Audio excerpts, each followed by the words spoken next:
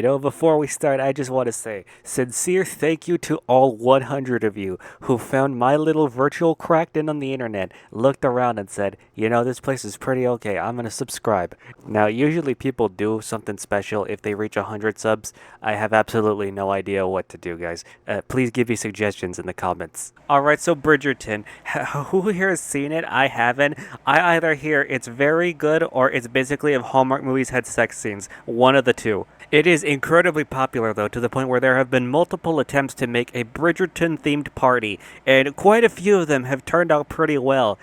Not the one we're talking about, of course. Legit, this reminds me so much of TanaCon. It is so funny. I mean, I feel bad for the people who went, of course, but how this whole thing unfolded, how it just completely fell apart is just something special. Alright, so this whole thing was put on by a company called Uncle and Me, which sounds more like a PBS Kids show than an event hosting company, but whatever. So on their Instagram, they had this post promoting the event. Immerse yourself in the grandeur of the Regency era at the Detroit Bridgerton-themed ball on September 22nd at the Harmony Club. Dress in your finest period attire and waltz the night away amidst stunning decor inspired by the hit series. Enjoy a night of dancing, live entertainment, exquisite refreshments, and enchanting surprises. Oh, there were surprises, alright. Get your tickets now at uncleandme.com. Well, dang, this sounds like a fun event. I'm gonna go grab my tickets now.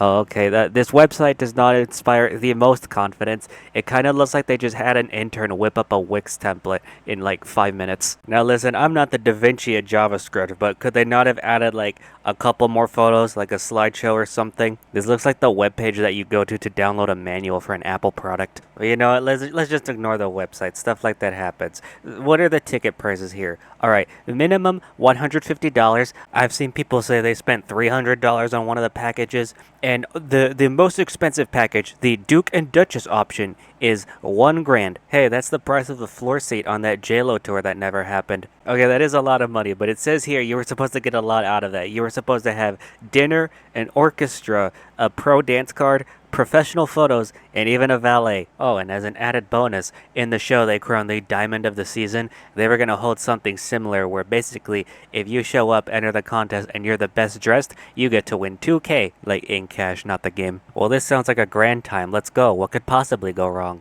Well, you know how this was supposed to be on September 22nd at the Harmony Club? Neither of those are either the original date or venue. This thing was supposed to happen back in August, but I'm not joking, 3 days before the original intended date, they sent out a memo saying, "Ooh, sorry guys, we have to reschedule this to like an entire month later. See you soon." So as I'm sure you could infer, a lot of people cannot go to the event on this new date. So they email the company saying, "Hey broskies, I can't make it on that new date. I have to help my friend hide a body that day. Can you hook me up with a refund?" And so naturally, Uncle and Me did what any good event hosting company does, and they went, "Hey Lamau," and just ghosted everybody. Yeah, that's always a good sign. Oh, and I neglected to mention, I don't know if these are confirmed or not, but there are rumors that the reason they had to reschedule and find a new event for this place is because they weren't paying the previous venue. Again, I don't know if that's true or not, but if it turns out to be true, that's gonna be like the least surprising thing that these scammers have done. Alright, now on to the date where the event actually happened.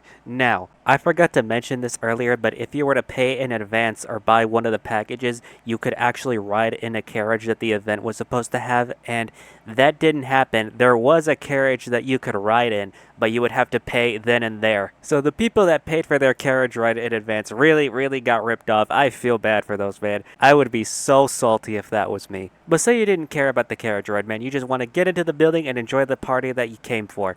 Good luck with that one. These people, in their fanciest clothes with their hair done up like crazy, had to be stuck outside waiting in the rain for over an hour in some cases. You know that meme of the one guy who's doing like the 1, 2, 3, 4 combo punch? That is basically what these people experienced emotionally. You got hit once with the carriage scam, you have to be stuck outside in the rain, and then when you actually finally get to the door, turns out they're not even checking tickets. So much for that Duke and Duchess package. And then you finally get in. The final blow. You walk into where the event's being held, and it looks worse than a high school prom. Where do you even begin to start with examining this? Alright, so you might notice that a lot of people are sitting on the floor in their very expensive clothing. Yeah, they didn't have a lot of chairs for this event. What makes this scene so much funnier is that everybody is just on their phones because there's nothing happening. Like, at least at a prom, people are dancing, talking, someone's smoking weed in the bathrooms, just something happening. This looks like me when I go to a wedding and I don't know anybody there, so I'm just on my phone looking at stuff online that I know I'm not even gonna buy. Alright, let's run through the card here. You would get food, dinner.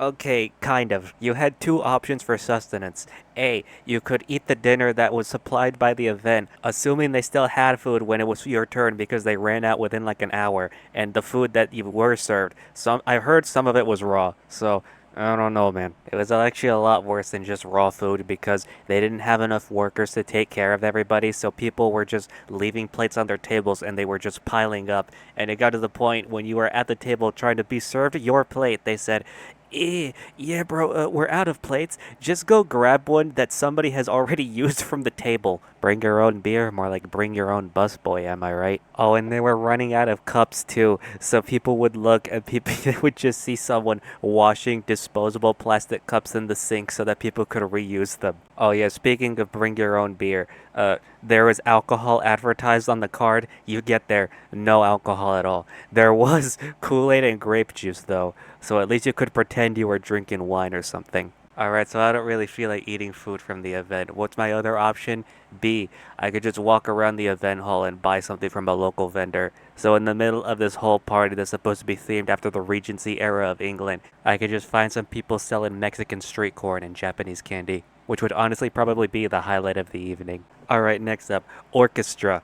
That is non-existent. You get a speaker on a little pole and one violinist in the corner. Shout out to this lady, dude, because she's like the only person in this room other than the attendees that dressed up that is carrying the Bridgerton themed. Because that speaker, it's not even really playing like orchestral or chamber music or anything. They're playing club music. I'm not even joking. There are reports of people walking by the speaker and then the DJ's playing like Soulja Boy and the Cha Cha Slide. Could they not just find a playlist on YouTube, Spotify, whatever service they were using of chamber music and then just play that? Like, I found one in 5 seconds. I assume the DJ just saw everybody in the room sitting down looking disappointed, all bummed out, and they just gave up at that point. Oh yeah, and that pro dance card? Yeah, you get a pole dancer. I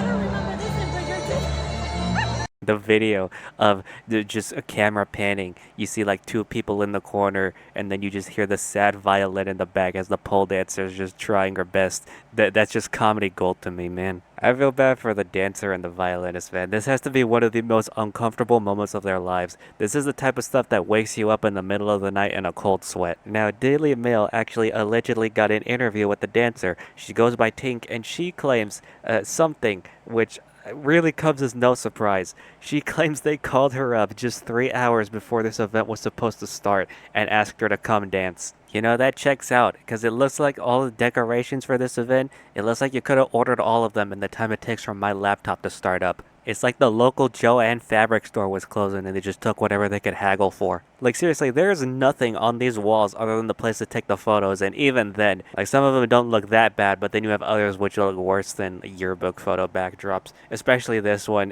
where it's just like fake grass on the wall. Who came up with this idea? Rakisha Johnson was contracted to do some decor, but she says she didn't bring the dollar store decorations people are complaining about online. The stuff that looks professional and nice, it was definitely done by Designs by Rakisha.